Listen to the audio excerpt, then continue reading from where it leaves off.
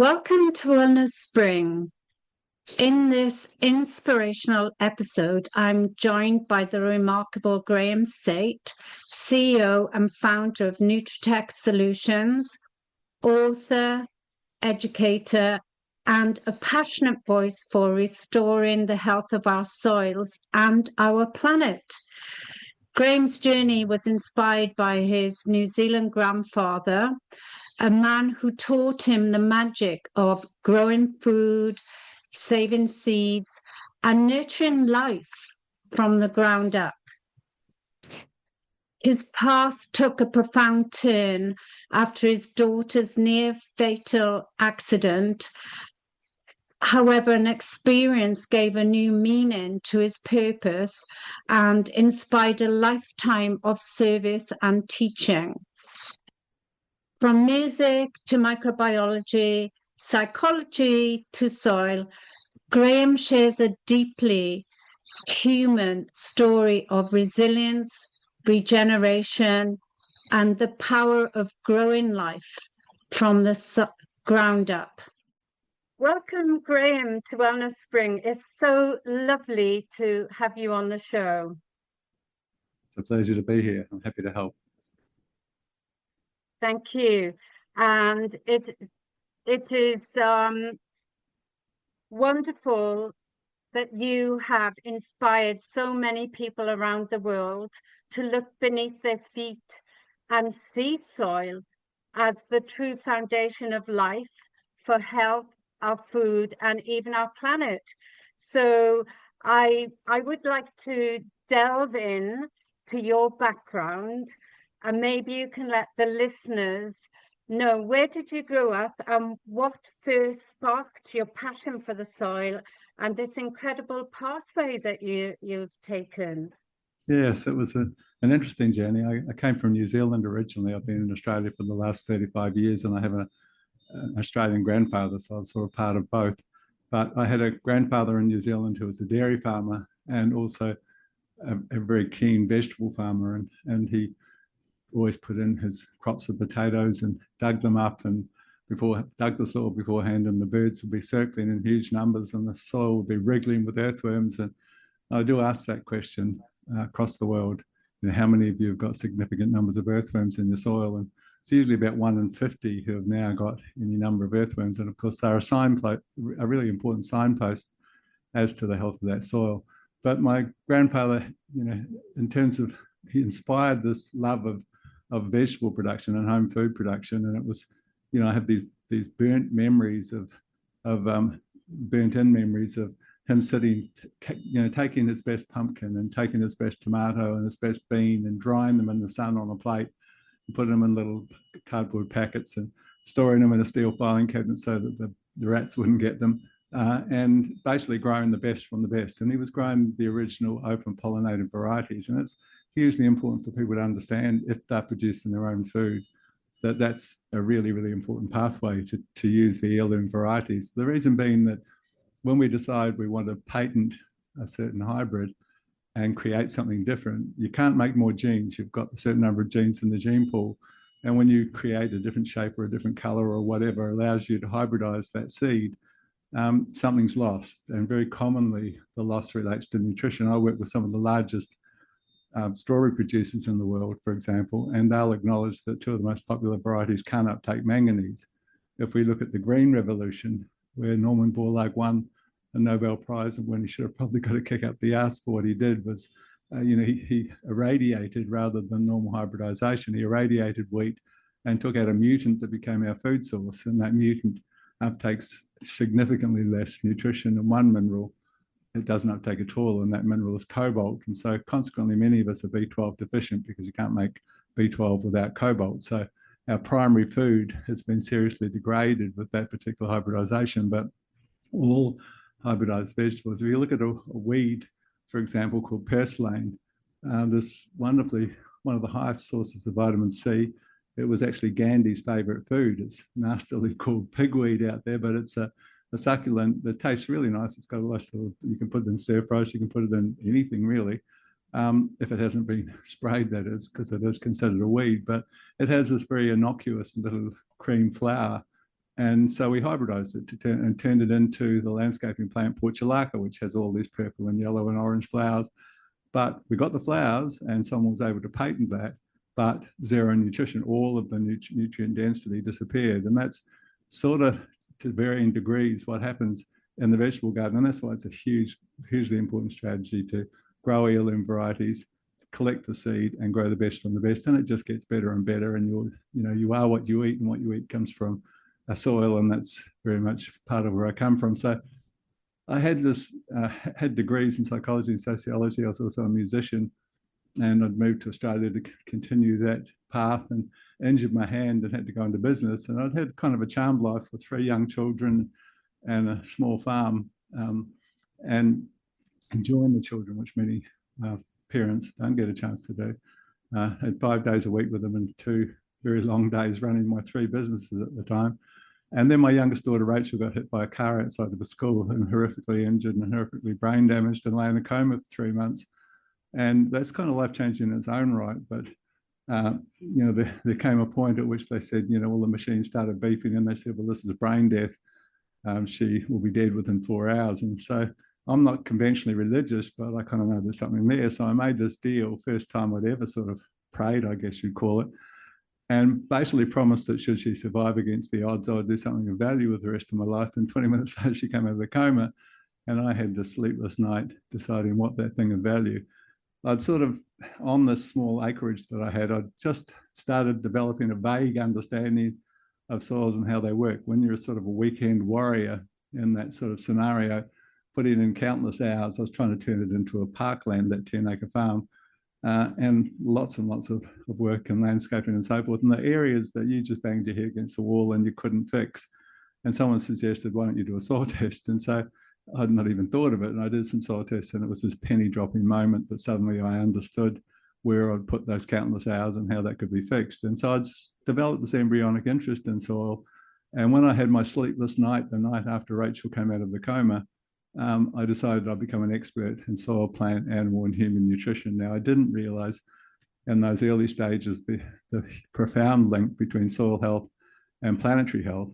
And as that became more and more obvious, I began traveling to the point of 30 countries a year prior to COVID, frantically trying to spread the word and share the message of the link between soil. And that link, quite simply, is that there's only a certain number of carbon molecules on the planet, and they're stored in 3 places. The largest storehouse by far is the soil, where it's stored as organic carbon or humus, and also in inorganic forms like calcium carbonate, magnesium carbonate, and so forth. Then it's the carbon-based life forms, the plants, the animals, the humans, the trees, and so forth. And then it can become the gaseous form. And the carbon, same molecules that have been here since the start of all time, you can't make more. They cycle between those 3 places. And we've gone from 5% organic matter globally in the last 10 or 12 decades down to 1.5%. And that represents almost double the amount of CO2 we've put up from coal and oil and industry and motor vehicles and so forth. So a really simple strategy is to put it back where it came from. And if you can build organic matter in your soil rather than the current model of constantly losing small amounts each year, and that is direct carbon sequestration. You can't make new carbon. If you took your organic matter from 2% to 3%, you stepped into the carbon cycle and sequestered what otherwise would have gone up into the atmosphere. So it's, of course, there's now carbon credits for achieving that goal, and it's rapidly becoming a secondary income stream for farmers.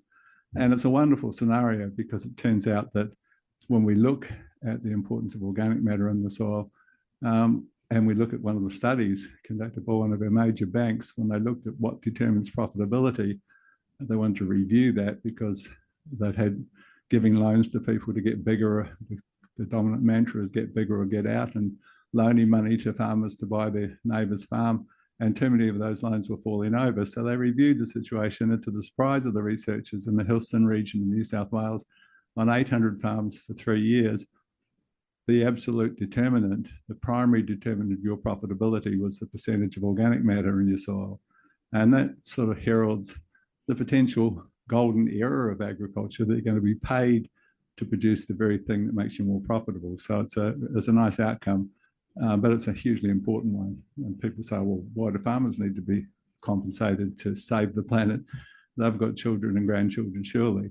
But the reality is that in this brave new world of climate change farming, that's getting more and more difficult.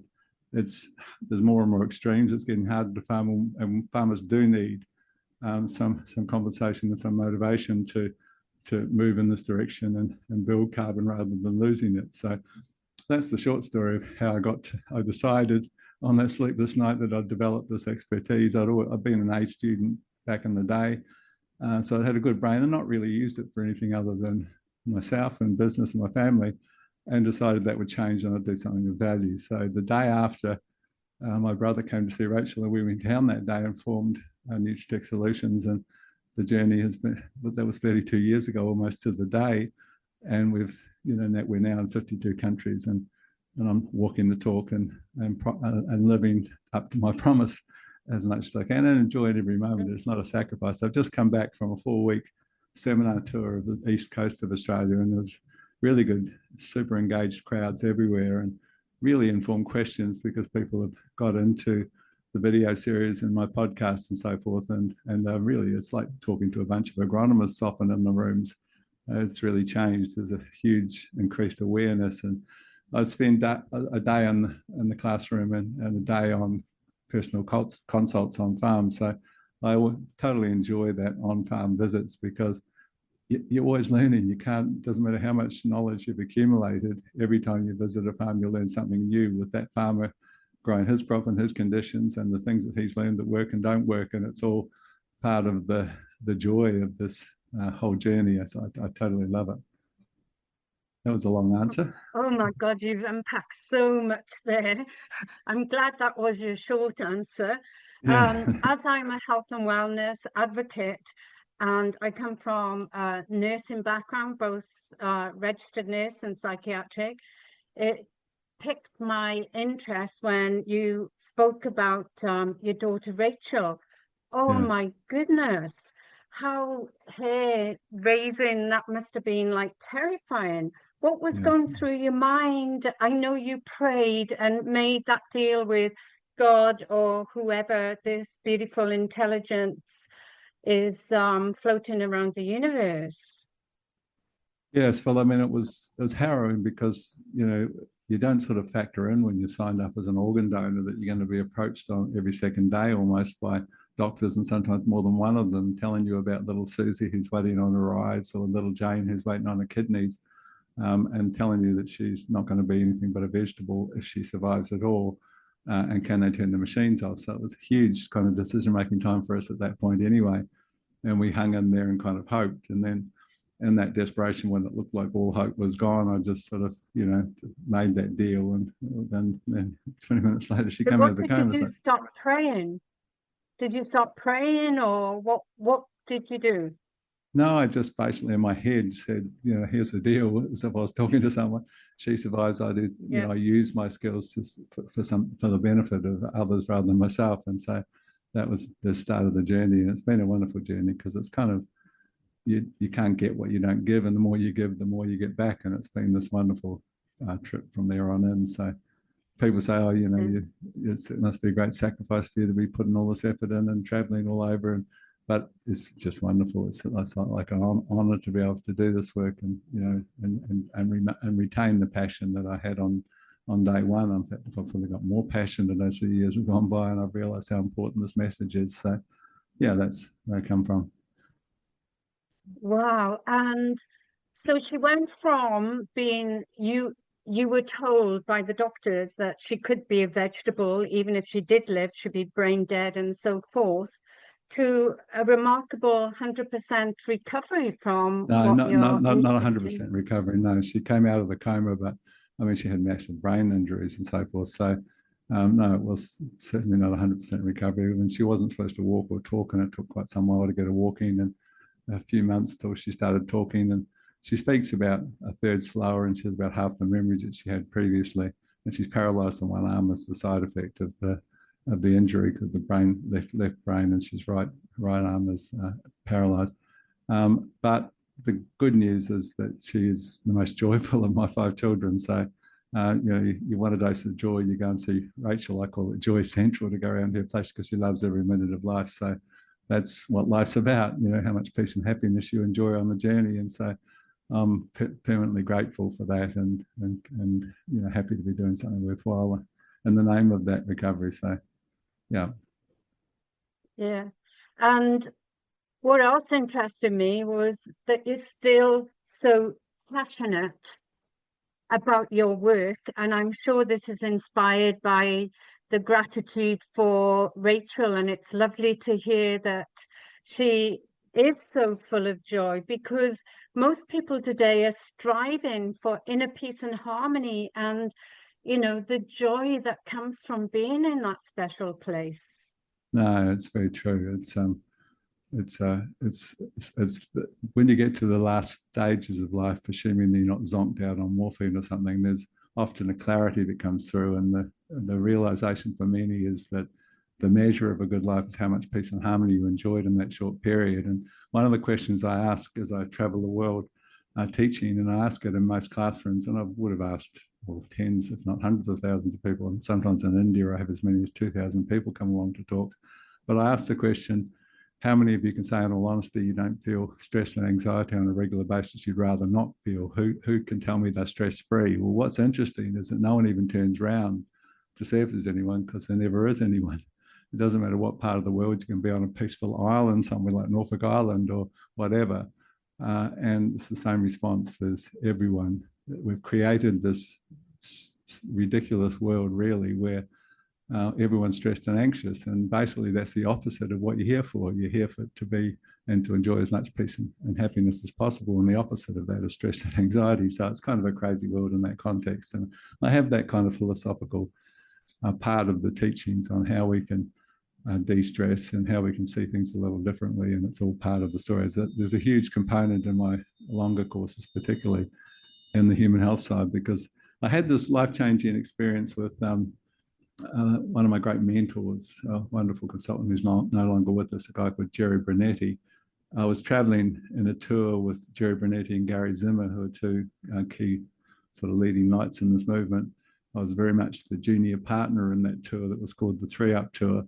And we stopped in South Australia and did some talks, and we were heading to West Australia. And I called my aging parents in New Zealand, and Mum said, "You'd better have a talk to Dad because you might not hear his voice again." And I said, "What?" And she said, he's got this problem with his parathyroid gland. And the only solution from that perspective, when it starts malfunctioning, and calcium becomes a problem and can cause calcification and so forth, because your body can no longer manage calcium accurately without the parathyroid gland. And so they were going to remove it. And when they did back in the day, now they've got more sort of laser guided surgery and so forth, but this is a lot of years back, 25 years ago. Very often they nick the voice box, and consequently you don't hear they've got to use an artificial voice from there on, and so hence her comment.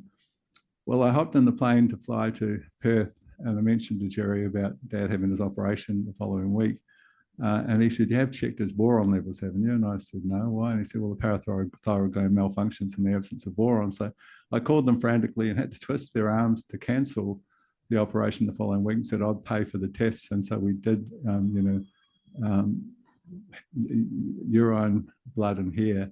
And basically we couldn't find boron. It was barely measurable. So he started taking his 3 milligrams a day of boron, and it took about 6 weeks and the parathyroid returned to normal. And I had this huge realization in the modern medical machine, where a degree involves maybe 30 minutes to an hour of nutrition, you really are not equipped to get back and solve things at the root cause level. And how many times do we pull out the scalpel because we don't understand the story? And so I decided that would be part of my mission, was that I would, develop some expertise in how the human body works and nutrition generally. And so I lecture, and there's many, many hints and tips and strategies about how you can live a longer, happier, healthier life that has become as popular as my soil health talks. So I talk at length on all sorts of things. And there's so many things that really should be taught at primary school level that are so important that people just don't understand about how they can look after themselves better than what we are currently. Wow. Yeah, going back to the farmers and the people you're teaching as you're traveling and stress and anxiety. It's so prevalent around the world at the moment, and I've started doing weekly talks on stress and anxiety and overwhelm.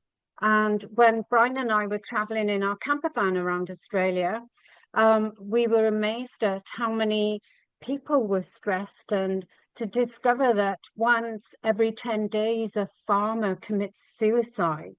Yes, it's a terrible story, and that there was actually some figures released a few years back by the rural press who control all of the rural newspapers and so forth. They put out this little bulletin called Farmers Health, and they published for the first time that I'm familiar with the statistics on farmers' health versus the other professions, and it was literally double the levels of most degenerative diseases. It was 2.5 times the level of prostate cancer to the next closest.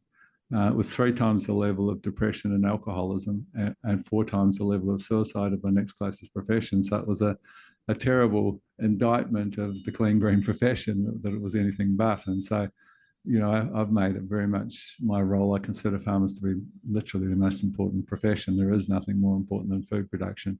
And, you know, I've made it my role to try and help look after them a little better than what they're currently being looked after, and teach them the sort of tools to look after themselves a little better. And as I say, it's become as popular, that side of my story and my teaching, as the soil health and plant health and so forth story. So yeah, hugely important. I'm so delighted to hear that. And farmers, in my opinion, are the most important people in the world. And as you said, we are what you eat. I'd also like to add, eat, think, and drink, because we have so many negative, Yes, disempowering beliefs going over and over and over and over. exactly. And can you tell us a bit more about nutrient density and the work that you're doing with that? And why is nutrient density important for people? Because today, so many people just buy the shiny apple in the supermarket and not knowing that it's been sprayed with chemicals and so forth. No, so there's 2 different equations there. One of them is the chemical contamination story, but the nutrient dense story is we literally are what we eat, and what we eat comes from a soil that's a shadow of what it used to be. We had this German chemist who analysed the ash from plant matter 10 or 12 decades back, and determined that it largely consisted of nitrogen, phosphorus, and potassium. We realised there were armaments factories lying dormant at the time, and that we could make these 3 core ingredients. And rather than what we'd done forever for thousands of years, which was sort of a cyclical model, always involving animals and things were cycled back through, and understanding that the first cell that oozed from the Precambrian ocean had 74 minerals, and that there are no accidents in the perfect blueprint called nature. And so suddenly we started taking a little bit off, as we do, but we were cycling with the animals, so you're getting a little bit returned all the time.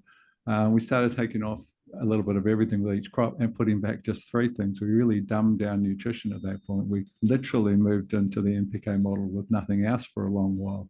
So we mined ourselves for a considerable period. And then about 12 to 15 years after the widespread adoption of that simplistic NPK nutrition, we started to see pest and disease pressure unlike anything we'd seen before. And rather than recognizing that perhaps it was linked to this dumbed down nutrition, science stepped up to the plate and said, look, we can create these rescue chemicals. And so began the dawn of chemical agriculture, where we treat our problems with chemicals. But what we need to understand is that we've increased the use of those chemicals every year since we started. So last year was a 14.7% increase in total chemical usage. The previous year, 14.4%. Year before that, 14.1, 13.9, 13.6, 13.2, every single year for 10 decades, more and more chemicals into the equation. But wait for it, every year, without exception, more and more pest and disease pressure. It's literally the definition of unsustainable, putting more and more on, for less and less response. And particularly when we talk about economic sustainability, because more and more is costing more and more. And there are farmers everywhere who are hitting the wall with that model and recognizing. I was touring and talking to the blueberry growers, and they were talking about, younger guys who'd taken over from their dad in that industry. And they said, look, we're just putting more and more on for less and less response, and it's getting more and more costly for those chemicals. And they're banging their heads against the wall and looking for an alternative. And of course, that alternative is understanding that plants require balanced nutrition, and nutrition is minerals, microorganisms, and humus. And I call it nutrition farming, this whole approach. And it's minerals, microorganisms, and humus, and how those three things interrelate. And it's not that complex to understand that there are certain ratios of minerals that we seek. We talk about this very simple process that you're managing. The most important thing that you begin to manage when you grow a crop is called gas exchange. So how freely does oxygen diffuse, which is gases got moved from a high concentration to a low concentration automatically, and it's called diffusion. So oxygen diffuses into the soil. The roots and the organisms, oxygen is the single most important element for plant growth and for microbial health, and for human health for that matter. The oxygen is utilized, and then the organisms and the roots, the organisms around the roots and the roots themselves breathe out, and they breathe out CO2. And so CO2 now is in a concentrated form in the soil. So it diffuses, moves from a high concentration to a low concentration. The plant leaves waiting little pores on its underside of the leaf called stomates. And those stomates suck up the CO2, and it's combined with water and sunlight in this almost miraculous process called photosynthesis. And that's how you grow stuff. In fact, it's where we all come from. The glucose that's produced from photosynthesis is a building block of all carbon-based life forms, including us. So it is the single most important process on the planet, this process of photosynthesis, and it's driven by how well you've managed gas exchange. So how friable and open is your soil to allow oxygen in and CO2 out. And very, very commonly, there are two things that govern that friability, that breathability of the soil. One of them is called the calcium to magnesium ratio, because calcium is this very large beach ball of an ion that pushes the clay apart. And magnesium is this tiny, much, much smaller ion that pulls the clay in and makes it so that you're walking around on platform shoes in the wet. And so there's this ratio between those two minerals. And you could argue, well, I'll just do calcium. I'll open up the soil. I'll flocculate the soil, it's called, with calcium, and forget magnesium. But you can't forget magnesium, because your second role, so your first role is you're managing gas exchange. How freely does the oxygen come in and the CO2 come out of that soil? And your second role is that you're managing chlorophyll, the green pigment in the leaf. You do not want blotches and pale colors and stripes. That's called chlorosis. You're aiming for this perfectly evenly green plant, which means you've got maximum numbers of sugar factories making a maximum amounts of glucose, feeding some of that glucose to the organisms. And the better you do that, the better you do. So you're managing magnesium, and it's called and calcium, and it's called the calcium to magnesium ratio. And that varies based on whether you've got a light soil where you need more magnesium to give some structure to a soil that has none, to a heavy clay soil where you might be as much as 7 parts calcium to 1 part magnesium, because you need more calcium to open up all that clay. So the calcium to magnesium ratio is the single most important ratio in terms of that physical link to gas exchange, that most important role that you're performing. The second link is a second ratio, and it's a biological ratio. It's called the fungi to bacteria ratio. So bacteria spit out sticky substances that create tiny little crumbs in the soil, and fungi with their hyphae wrap those up into much larger aggregates, and that's called crumb structure, and that's the perfect soil. It doesn't get any better. You can run your arm down to your elbow. It smells like you could eat the stuff. The earthworms move through freely. The oxygen comes in. The CO2 comes out. The water, of course, it's called infiltration, very important word in the brave new world of climate change farming. Water infiltrates so much more efficiently in a soil with a good Cal-Mag ratio and a good fungi to bacteria ratio to have that soil open and friable. So those are the two simple, really quite simple. The better you do those two things, you manage your fungi to bacteria ratio, you manage your calcium to magnesium ratio, the better you do. It's really as simple as that. And the problem with the fungi to bacteria ratio is that there is now a simple little tool called a microbiome, which should be on everyone's Christmas tree list. It's less than $300 for that unit. And it measures two things in your soil. It measures something called the total microbial biomass, which is how big is your workforce, and there's no exceptions. Your best block will have the highest microbial biomass without exception. And it measures that all-important second thing called the fungi to bacteria ratio. And what we see is that the vast majority of soils everywhere have got 90% bacteria and 10% fungi, and what they should have is 50% of each. It's a 1-to-1 ratio that heralds a breathing soil that you will do well with. And so then we teach how you can change that ratio and how you can open up that soil and make it more friable so the oxygen comes in more freely and so forth. And so that's a very simple starting point to nutrition farming and how it works. You've got the two ratios, the fungi to bacteria ratio, the calcium to magnesium ratio. You fix those and that's a wonderful start. It's easy for you to say that's simple, but for a new farmer like myself, starting out, and even gardeners, people at home with gardens that can grow, you know, how would we do that? I'm going to ask Father Christmas to buy me one of those microbiome meters, Yes, and wonderful. I know I've started a compost, Yeah, and we did buy a soil test kit, and we were depleted in quite a few things. But yeah. can you say what's good to grow to get the land healthy and so forth? Well, I mean, part of the story, if you look at the definition of the word science in Webster's dictionary, the definition of science is adherence to natural laws and principles. So it's quite simple. You've got a perfect blueprint called nature, and you're supposed to learn from that blueprint and work with it. And what we said in our arrogance was, we could do better than that. Well, you can't do better than that. And we're on our knees staring down the abyss and thinking that we could do better than perfect.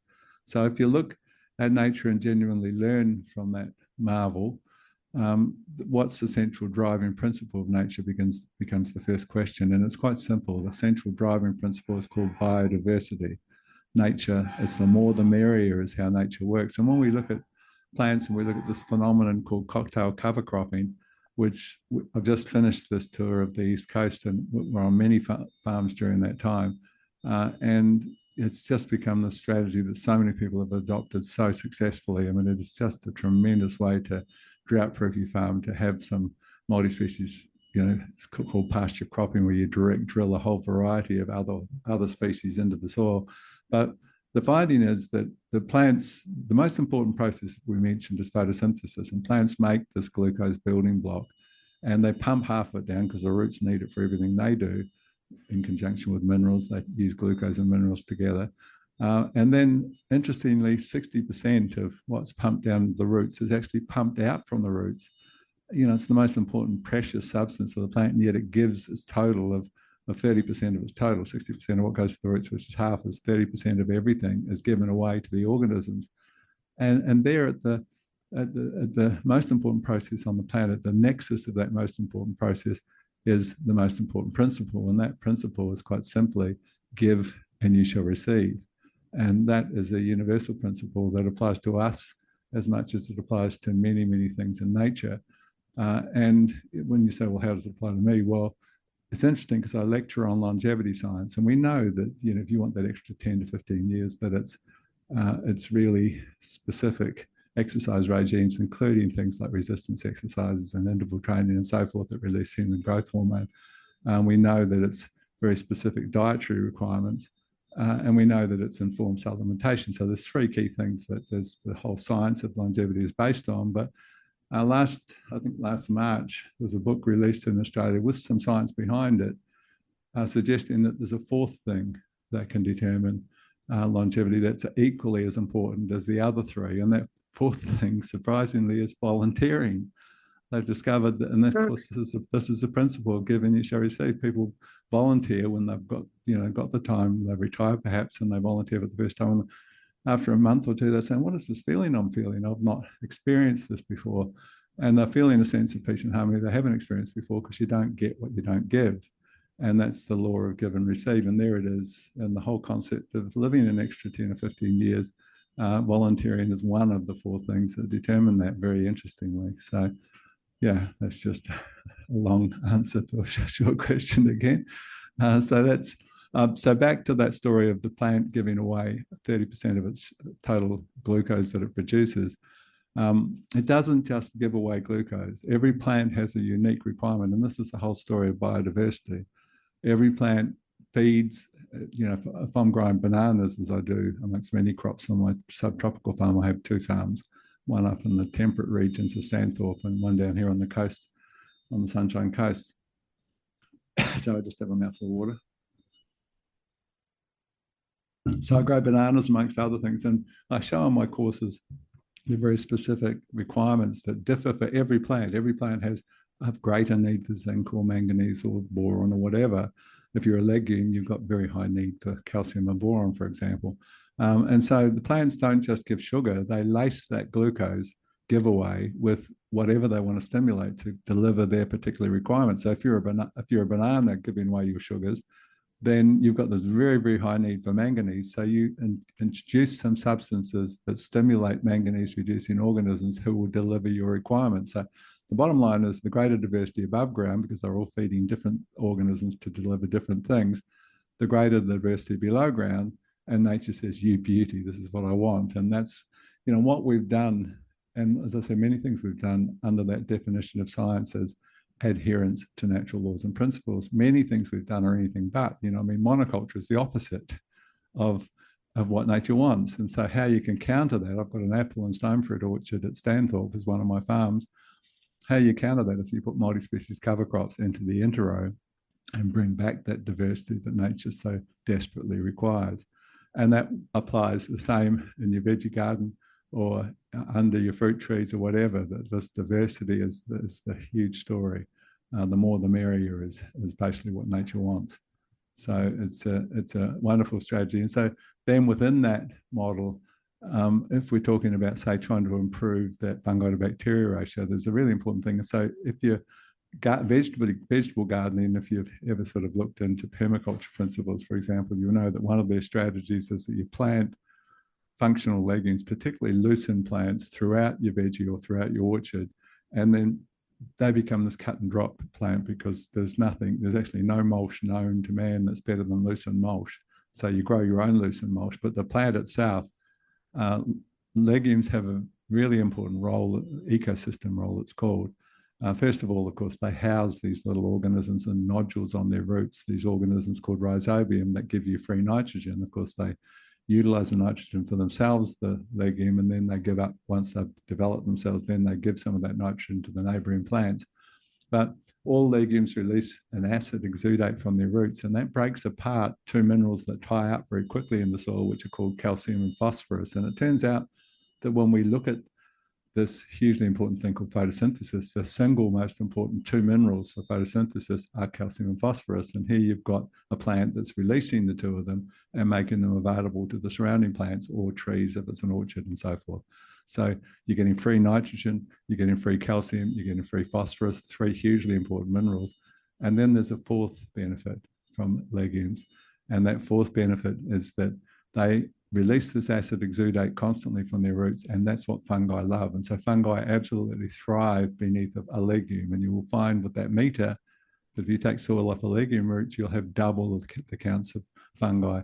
So the trick one of the tricks to bringing back and improving your fungal component is that you must have functioning legumes. And herein lies the catch, because not most, but about half of the legumes that I look at when I walk fields, or in gardens for that matter, are non-functioning legumes. And so they're doing nothing. They're just a parasite sitting there doing nothing in the scheme of things. So what determines their functioning is that for a start, they have to have nodules, and about half of them don't have, and that's a lack of sulfur. It can be other things, but sulfur's the biggest player. See, we used to get sulfur for free. It came down as acid rain, and then we found that acid rain was killing forests and waterways around the world, so we banned it completely. And farmers haven't caught up with the fact that you don't get it for free anymore. And gardeners have not caught up with it. And sulfur is deficient everywhere you look. And if you've got sufficient deficiency, then you can't nodulate on your legumes. And so you haven't got the nodules. If you haven't got the nodules, you haven't got the organisms fixing nitrogen. You haven't got that happening. You haven't got the acid exudate. So there's no breaking apart of calcium and phosphate, and there's no feeding your fungi. There's nothing. It's just a parasite plant in the paddock. So that's number one, you've got to have nodules. So you've got to get on your knees, dig up and see that you've got little nodules on the roots. And number two, those nodules must have a red pigment inside them when you squeeze them or squash them on a sheet of white paper. And that red pigment is called leg hemoglobin, just like the pigment in our red blood. And if you haven't got that red color, then it's a non-functioning legume that is not fixing nitrogen, it's not releasing acid exudates, it's not feeding fungi, it's not breaking apart locked up calcium and phosphate and delivering those minerals to the surrounding plants. And again, over half of the fields you walk, they might have nodules, but they're white inside instead of red. And so that's all comes down to a tiny little trace mineral called molybdenum, which is lacking in 80% of the soils that we look at. And we work in 52 countries, so we see a tremendous number of soil tests. And molybdenum is a very leachable little trace mineral. You only need a couple of cups per hectare of sodium molybdate, but it's stored in humus, and we've lost 2/3 of our humus. We've gone from 5% down to 1.5%, and no one ever put it back. So it's missing in many soils. And if you haven't got that trace mineral, then you've got non-functioning legumes, and you're not feeding fungi amongst the other benefits that come from legumes. So it's, it's not simple, but it's fixable for everyone to understand these principles. Whether you're a home gardener or a farmer, it can make a huge difference to realize this, fix it, give them some sulfur, spray some molybdenum. It's only small amounts that will get that plant functioning again, and then it's feeding the fungi and delivering all those other benefits. So that's, it's getting back to root causes and solving problems rather than treating symptoms with chemicals. We know that model's a failure. We've talked about agriculture, more and more chemicals, less and less response. We look at the human health story and we see the largest killer remains coronary heart disease, followed very closely by cancer, which will probably take over by the end of next year. But the third killer forever has been stroke, and stroke's now been relegated to number 4. The new third killer is prescription medicine. I mean, it's a ludicrous indictment of a symptom treating approach that our medicine has become our third largest killer. If we look at Americans, at 60, they're on 18 medications, and by 65, they're on 24 medications on average. And multiple drug therapy kills you, as do long-term. Any drugs are negative over accumulated periods. And that's been our model. We just treat symptoms. If you've got high blood pressure, there's a reason for that. Very commonly, it's linked to either an underfunctioning kidney, or it's linked to magnesium deficiency. It's hugely linked to high blood pressure, but the doctors don't look at that. They just give you medication for the now till the day you die. As soon as you stop it, your blood pressure comes back. And look at just Google the long-term effects of that model. So just back to that nutrition and nutrient density and its importance. The simple thing to understand is that you think, oh, well, I can just take my nutrients from a bottle. And you need to understand that food is a huge different delivery mechanism of nutrition. It's where you're supposed to get your nutrition. The founder of modern medicine, Hippocrates, said, let your food be your medicine and your medicine be your food. And we're discovering how profoundly accurate that guy was on a daily basis, because there are so many studies coming through with all of these compounds in food, these medicinal compounds. And, if you look, for example, just an example of food as medicine versus taking it from a bottle, the vast majority of us in this country are selenium deficient. And your most important organ is not your heart, it's your liver. Your heart's a close second. And the most important mineral for that most important organ is called selenium. And we tested in the soils, it's not there. We're second lowest in the world in Australia. The CSIRO tested selenium in a study in Virginia for 6 months. They tested for selenium in food grown in South Australia. They couldn't find a single part per billion. There was nothing, zero, zilch. So everyone needs to supplement with selenium. And if you were to say, okay, well, what is there as a natural source of selenium? If I didn't want to take my 200 micrograms a day from the chemist shop, then by far the highest source of selenium is the Brazil nut. And it gives us the perfect example of food as medicine, because there are 6 things that govern the uptake and utilization of selenium in our bodies, and all of them are in the Brazil nut. The most powerful cofactor, as it's called, of those 6 is called vitamin E. And of course, the Brazil nut's filled with it, because that's what it is. It's God-given medicine. It was food as medicine. So the Brazil nut is the way that you supplement and of course, if you can put it into a green smoothie and micronize it, so that, because most of us don't chew enough to access all of that nutrition, let the 2-horsepower blender do that chewing for you. That's a wonderful way to address your selenium deficiency. But that's just an example of food as medicine. So we've created the scenario where we mined a lot of our minerals. That mineral delivery is linked to microorganisms, and we've slaughtered the microorganisms with a chemical barrage that's gone into our soils. And so the food is not what it used to be. There are multiple published papers. There's Anne-Marie Meyer's book that's chronicled since 1950, this dramatic drop in key minerals present in our food. But it's not just the minerals, it's the phytonutrients. I mean, I was talking to the minister in the UK pre-COVID for 3 hours up at Parliament House, the Ag Minister in the UK. And he cited a study of oranges in the UK, where they actually found 20% of oranges tested had zero vitamin C. You think, I had my orange juice, I got my vitamin C. Maybe you did. It depends on how that food was grown. We know that the measurement of antioxidants is called the ORAC score, and that should really be stamped on every carton of everything because it can be quite relatively easily tested now.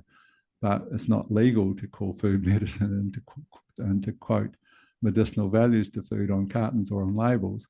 But blueberries, for example, are in the 6,000s normally in what's called the ORAC score, the measurement of antioxidants. But you can find blueberries that are 900. Depends on how you grew the blueberry. So nutrient density is what determines our health, and there's a huge, massive variation based on how that food was grown. And the quality of the food's based on the quality of the soil, and the soil's a shadow of what it used to be. But it's not just a lack of nutrition. There's progressive degeneration. If we look at the work of some of the nutritional anthropologists, where they toured the world, and we're talking about Weston Price and so forth, and they looked at the health and vitality of various cultures historically and at the time, sort of thing. And the very first thing they looked at was the jaw bones from when they could gain access to skeletons and so forth, to see how evenly the teeth fitted. And I think of myself as a child at classroom of 45 in New Zealand, in Inglewood and Taranaki, and we had two kids with glasses and one kid with braces, and they were called Four Eyes and Metal Mouth, with the cruelty of children at the time.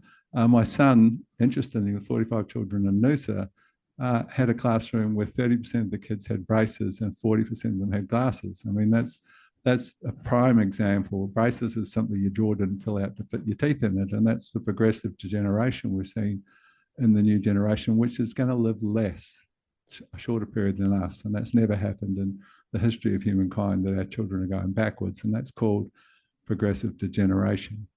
If we look at Francis Pottinger's work with part of that story is the consumption of dead processed food. And what Pottinger showed us with 900 cats in a book called 900 Cats that chronicles that research, he took these cats and half of them over 3 generations were given just processed food. So pasteurized milk, biscuits and tinned food, and the others were given raw milk, raw fish, raw meat and so forth, which cats were designed to eat. And they chronicled their progression. And by generation 3, half of the kittens were born dead and none of them lived longer than a month. It was this terrible downward path with, that extreme version of only processed food. But I can walk behind you in the supermarket and tell you the health of your family. I wouldn't, but sometimes I feel like making comments because there's obviously issues there based on how much processed food is in that trolley. It's just very, very simple. I mean, how do you keep food in this football field sized stadium called a supermarket? How does the cornflakes sit for 2 years on the shelf? You put a food grade stabilizer in it, and you say, well, that sounds innocuous. No, it's not. It's a biocide that kills single-celled organisms, and you've got a gut full of those organisms that determine every aspect of your health. So the more of that processed food you eat, the sicker you will be, because there's nothing that's not linked to gut health. Everything comes back to the health of your gut. 85% of your immune system learns from the gut organisms. I was at a conference recently where a woman was doing work on manic depression, and a large number of people involved in the study of long-term sufferers of that horrible disease where you're up 1 minute and contemplating suicide the next, and it's incurable. And she was looking at fecal transplants. And so, of course, the concept of finding someone bomb-proof, paying them to poo, brewing their organisms and putting a tube up the bottom of the receiver and changing completely the microbiome. Well, she was soon to publish an 82.6% cure rate of long-term manic depression based upon putting someone else's complete system. So, you hear the story of the gut as a second brain. Well, there's a prime example of it. The gut health is huge. It's everything. And we increasingly recognize there's so many studies now coming about the importance of nurturing the human microbiome. And so it's, we've assaulted that system in very much the same way we've assaulted the organisms in the soil with the barrage of chemicals. There's 2 things, I'll just complete that story. There's 2 things we should have been told and haven't been told with the food contamination, the chemical contamination. Yes, we did the research and showed you could get away with 4 parts per million of diethane or 5 parts per million of glyphosate on food, and the guinea pig didn't die in that 3-month trial. But there's 2 things we weren't told. One of them is called bioaccumulation, and no one's ever mentioned it.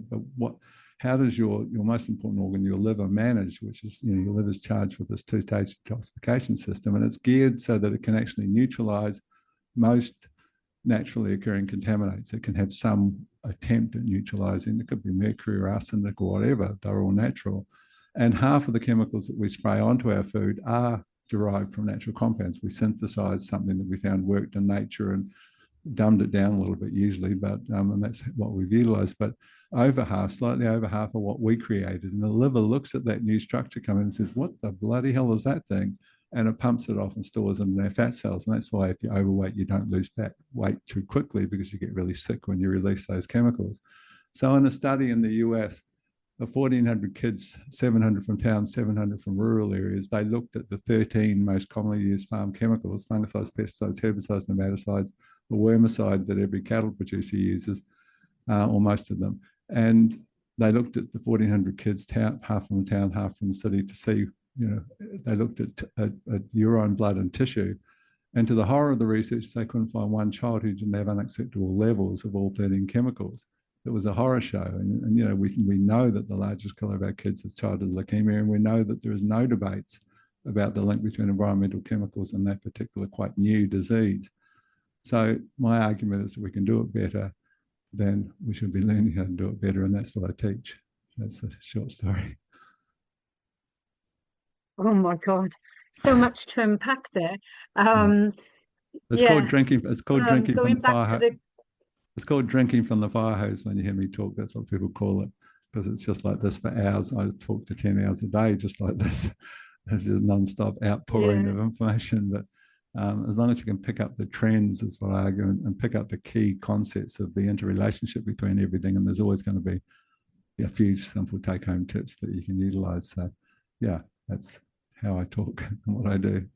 You're like a walking encyclopedia, and I know everybody will benefit from listening to your podcast shows and doing your training courses. And I love the ethos that you come from with doing volunteering, because I teach people and say being of service is the highest vibration ever, because you're not thinking about me, and you're doing everything from your heart. And as you said about comorbidities, and especially in children, and when you talked about the fecal matter, I know lots of studies have been done with children with autism, and they've done many studies about that, which I won't delve into now, because I'm just trying to do a quick summary and just bring on the nodules. That's what I'm going to be looking at. And so what is, Graeme, just to wrap up, because I'm looking at the time, and just to wrap up, what is your number one health and wellness go-to for yourself? Good question. Number one. At this point, for me, it's probably the importance of movement and exercise, because I'm constantly, at least I move around a bit when I'm on stage, but I desperately need to find more time to enable that daily exercise. It's just so important as you get older. It's just massively important, and I need to look after myself a little bit better, because I just dedicate all my time to helping others. So you can overdo that, and it probably shortens the time you're going to be here. So I probably need to step up to the plate and improve that. So, but of course, I think green smoothies are a very simple strategy. So many of us need to alkalize, and of course the whole acid alkaline balance is based on how much protein you consume, which is driven by phosphorus and sulfur, the two acid forming minerals, versus how much of the alkalizing minerals you consume in your diet, which of course is fruit and vegetables. And the alkalizing minerals are calcium, magnesium, potassium, and sodium, and they come from fruit and vegetables. And a great sort of strategy on multiple fronts is to take your kale or silver beet or spinach or whatever and blend it with a high-powered blender. The faster you can blend it, the less the damage there is for the active components. So you use a Vitamix or a Thermoblend or whatever, a 2-horsepower blender, to do it quickly. And you put your berries, and I put all forms of berries in there. and your bananas perhaps, and you can put probiotics in there, you can put prebiotics in there. I put some yak on because yakon's the most powerful prebiotic, and I put my product BioBubble, which is a very good probiotic. So it just becomes this incredible start to the day with that alkalizing effect and that whole suite of antioxidants that just kicks you into energy for the day. And it's one of my favorite strategies for health. Fabulous. And where's the best place for people to contact you? Is it via your website, the Nutri-Tech Solutions? Yes. Well, if they Google the Nutrition Farming Podcast, they can see the 5 seasons of the podcast and access them. There's also a YouTube channel. It's called the How to Do It channel on YouTube, where I teach just for 15 minutes for each video. And that's in its 4th or 5th season now. It has many, many tens of thousands of viewers, but it teaches you all the little strategies in the garden for yourself, lots of health strategies. And of course, for farmers, all kind of concepts of how you can brew living fertilizers up on your farm and so forth. So otherwise, there's the www.nutritech.com.au website with hundreds of articles, and we've got a new app that's coming out shortly. We're just going through the beta testing, and it's really like there's nothing been quite like it before. We've got satellite imaging, so it's just going to be like $10 a month. I'm trying to keep the price down, but that'll include access to satellite imaging and chlorophyll density and moisture requirements on your paddock, and soil tests that are automatically converted to our soil therapy and plant therapy for leaf tests, and suggestions on how you can improve and why you need to, and online webinars. And there's even a Ask G-Man, because my nickname is G-Man. So all of my accumulated works, which is over 15,000 pages of my articles and videos and everything I've ever done, has all been put into an AI model. There's a whole human health separate section and a soil health, and you can ask any question and get really, really comprehensive answers. So I've cloned myself. If I die tomorrow, it should all be okay. Oh, this is wonderful news, Graeme, and thank you so much for sharing all your wonderful words of wisdom. And I'll put all your links in with the show notes. So thank you very much for giving up your precious time. No problem. It's nice to chat. Keep up your good work. Thank you. Thank you. Thank you.